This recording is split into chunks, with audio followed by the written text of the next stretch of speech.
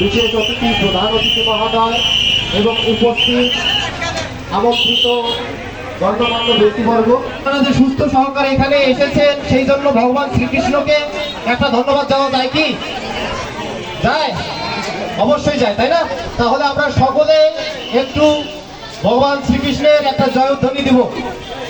তো ভগবান শ্রী যোগেশ্বর শ্রীকৃষ্ণ কে, ভগবান যোগেশ্বর শ্রীকৃষ্ণ কে।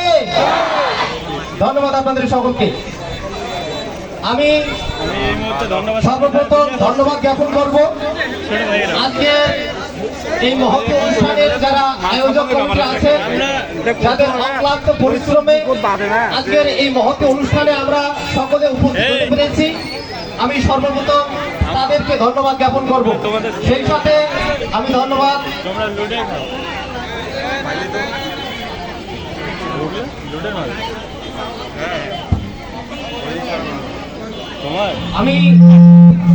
জ্ঞাপন করব আজকে ঢাকা সনাতনী সংঘের উদ্যোগে এই যে মহৎ অনুষ্ঠান তারা আয়োজন করেছে সেই জন্য, সেই সাথে যারা অঙ্গ সংগঠন রয়েছে এই সহযোগিতায় অনুষ্ঠানটা করার জন্য তাদেরকেও ধন্যবাদ জানাবো।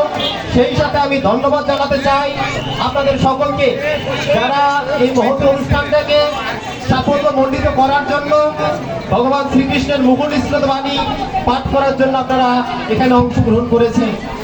আসলে মূলত যারা গীতা পাঠ করে এবং শ্রবণ করে তারা উভয়েই পুণ্যবান হয়।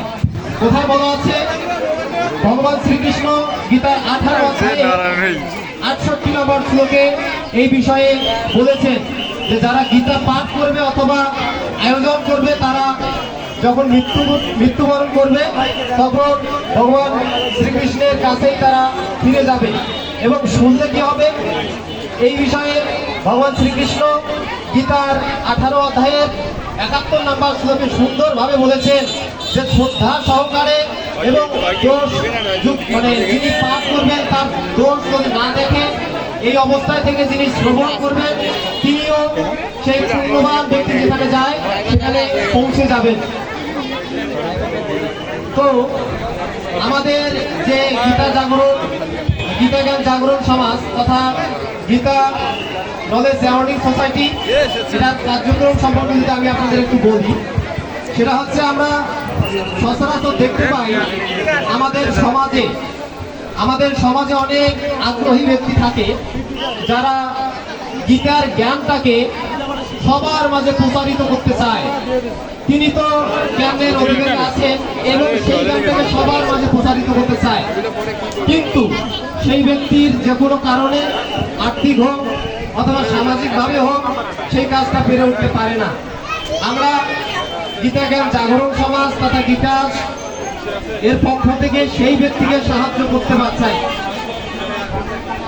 আমরা সেই ব্যক্তিকে গীতা চট হোয়াইটবোর্ড সহ যত প্রয়োজনীয় জিনিস রয়েছে সেগুলা দেওয়ার মাধ্যমে তাকে অগ্রসর করতে চাই।